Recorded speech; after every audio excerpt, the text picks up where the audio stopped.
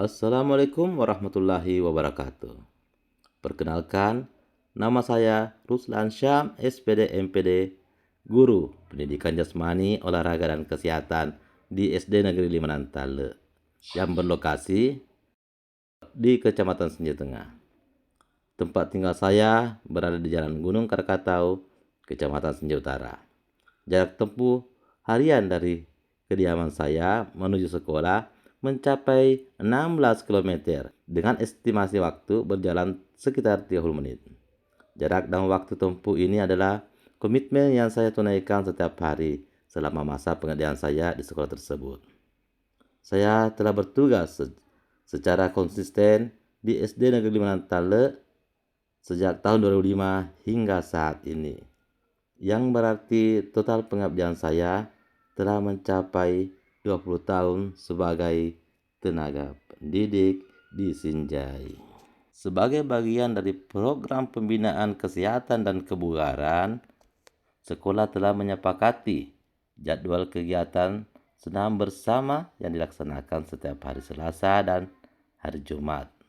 Selaku guru PJK, saya memegang tanggung jawab penuh atas perencanaan, pelaksanaan, dan pengawasan kegiatan ini, memastikan semua siswa mendapatkan sesi olahraga yang struktur dan berkualitas sesuai dengan kewajiban profesi. Sebelum melaksanakan praktik di lapangan, proses pembelajaran selalu dimulai di ruang kelas dengan penjelasan materi yang disesuaikan dengan kurikulum. Kami sangat terbantu dengan adanya bantuan Smart TV dari pusat yang merevolusi cara penyampaian materi. Dengan media visual ini, saya dapat langsung memperlihatkan kepada peserta didik demonstrasi dan video praktik pembelajaran secara lengkap. Keunggulan Smart TV juga memungkinkan saya mengintegrasikan kuis interaktif atau permainan edukatif games secara langsung, menjadikan proses belajar lebih seru, menantang, dan jauh dari kata membosankan bagi peserta didik sebelum mereka bergerak ke sesi praktik fisik.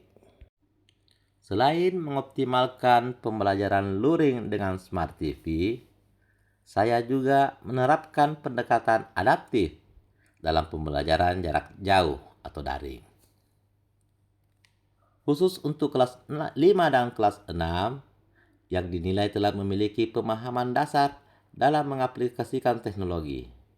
Sesi pembelajaran dilakukan secara langsung melalui platform Zoom atau Google Meet. Pendekatan sinkronus ini memungkinkan adanya interaksi dua arah dan pemberian koreksi gerak secara real time. Sementara itu, untuk peserta didik dari kelas 1 hingga kelas 4, saya memilih strategi asinkronus dengan memproduksi video pembelajaran mandiri. Materi yang saya sudah rekam, jelaskan, dan demonstrasikan sendiri, kemudian dibagikan melalui grup kelas masing-masing.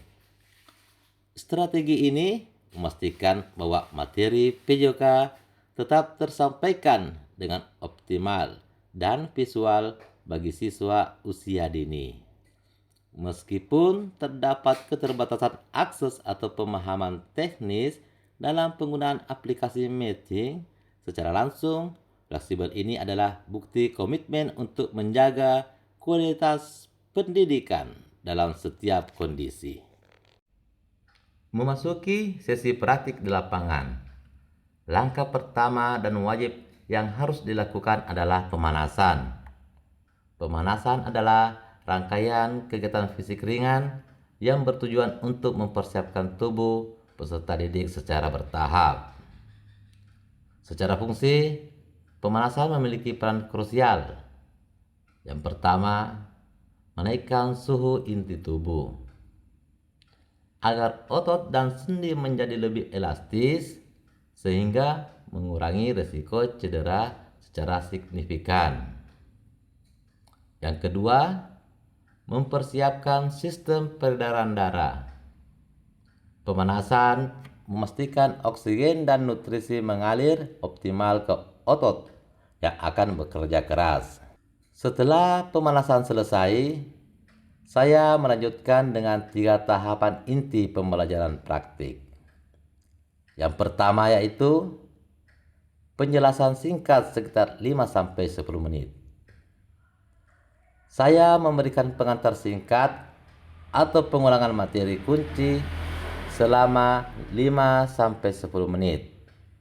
Memastikan kaitan materi kelas dan praktik lapangan. Yang kedua, demonstrasi struktur.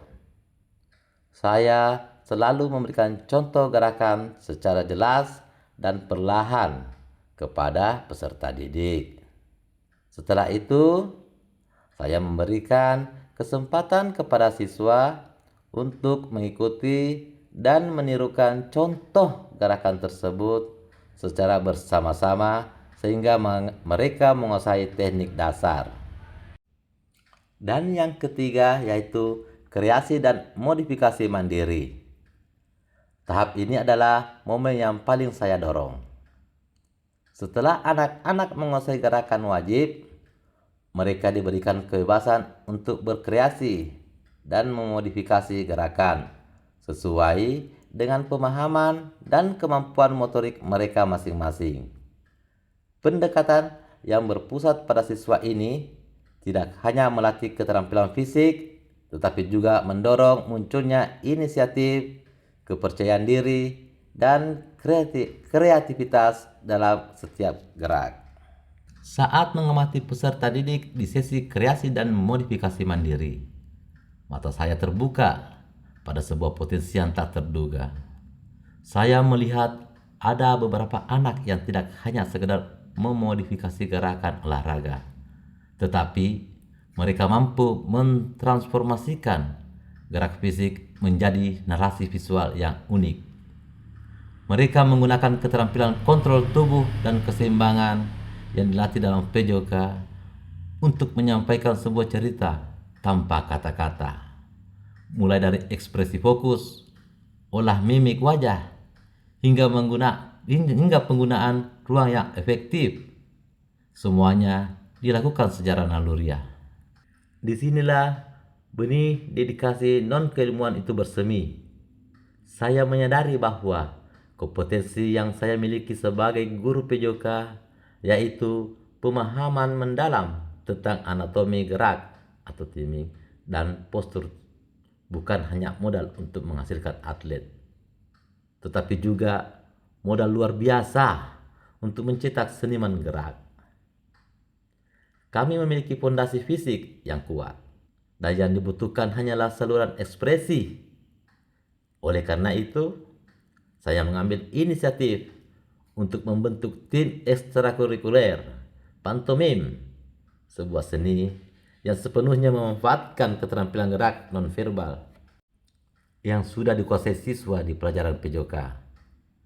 Inilah awal mula integrasi gerak olahraga menuju olah rasa, sehingga terciptalah judul melatih gerak dan rasa melampaui batas lapangan.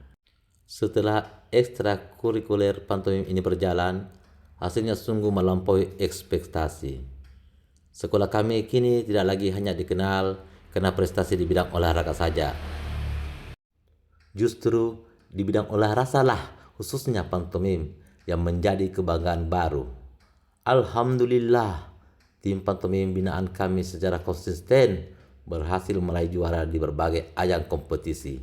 Bahkan boleh dikatakan bahwa SD Negeri 5 Nantale hampir setiap tahunnya dipercaya untuk mewakili Kabupaten Senjai untuk berlaga di ajang festival dan lomba seni siswa nasional hingga ke tingkat provinsi Sulawesi Selatan.